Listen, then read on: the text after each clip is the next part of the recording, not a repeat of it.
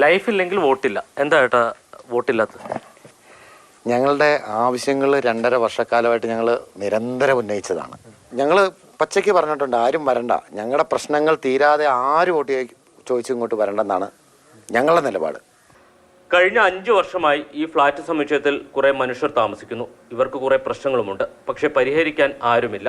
അധികാരികളുടെ മുന്നിൽ കൈനീട്ടിയിട്ടും കനിയാത്തതിനാൽ ഇവരിൽ ഇപ്പോൾ ഇവർക്ക് വിശ്വാസമില്ല. ഇതിനകത്തോടെ വേസ്റ്റ് വെള്ളം കയറി നിറച്ചൊഴുകുകയോ ചെയ്യുന്നത്. നാറിയിട്ട് ഇതിനകത്ത് കിടക്കാൻ പാടില്ല. ഞാൻ ക്യാൻസർ പേഷ്യൻ്റാണ്, എനിക്ക് മരുന്ന് മേടിക്കാൻ പോലും നിവൃത്തിയില്ല. 6 നിലകളിലായിട്ടാണ് ഫ്ളാറ്റ് പ്രവർത്തിക്കുന്നത്.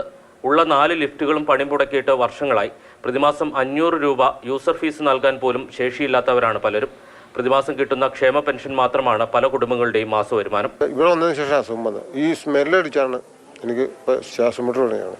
ഇതിൽ എത്രയും വേഗം ഇതിൽ ഇടപെട്ടില്ലെങ്കിൽ ഭയങ്കര ഭവിഷ്യത്തോടുണ്ടാവും. ഇപ്പോൾ വേണമെങ്കിൽ ഇടിഞ്ഞു പൊളിഞ്ഞ് വീഴാറായിട്ട് ഈ ഫ്ലാറ്റ് നിൽക്കുന്നതിന് ഒരു അധികാരികളോ ഒരു രാഷ്ട്രീയ നേതാക്കളോ ആരും തന്നെ ഇങ്ങോട്ട് തിരിഞ്ഞു നോക്കത്തില്ല. ഇപ്പോൾ ഇലക്ഷൻ നടക്കും, അതിൻ്റെ പേരിൽ ഒരു ഷോ കാണിക്കുകയാണെങ്കിൽ അവർ വന്നിട്ട് നിങ്ങളുടെ പ്രശ്നം എന്താണെന്ന് ചോദിക്കുക പോലും ചെയ്തിട്ടില്ല. തിരഞ്ഞെടുപ്പ് കാലത്ത് രാഷ്ട്രീയ പാർട്ടികൾ ഉടൻ പ്രശ്നം പരിഹരിക്കാമെന്ന് വാഗ്ദാനം നൽകും.